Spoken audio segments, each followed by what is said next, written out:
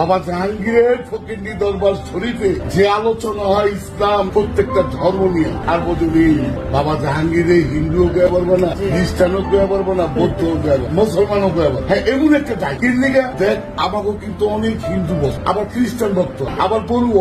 কথাটা কিন্তু আসলেই সত্যি। বাবা জাহাঙ্গীরকে মুসলমানও বলা যায় না, হিন্দুও বলা যায় না, খ্রিস্টানও বলা যায় না। কারণ কথাটা এমন ভাবে সে বলে যে কোনো ধর্মের মানুষই যেন কষ্ট না পায়, সমস্ত ধর্মের মানুষদের মন সে রক্ষা করে কথা বলে, যাতে তার মুরিদেরা সবাই সন্তুষ্ট থাকে। এখন আমার প্রশ্ন হলো, আল্লাহ রসুল কি এইভাবে বলছে? আল্লাহ রসুলের সময় তো বিভিন্ন ধর্মের মানুষ ছিল।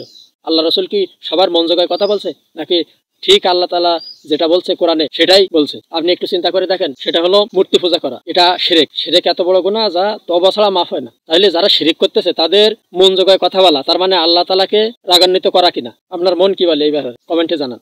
আর এই সমস্ত লোকদের যারা মুরিদ হবে, আমি বারবারই বলি, ইসলামের ভিতরে অন্ধবিশ্বাস বলতে কিছুই নেই।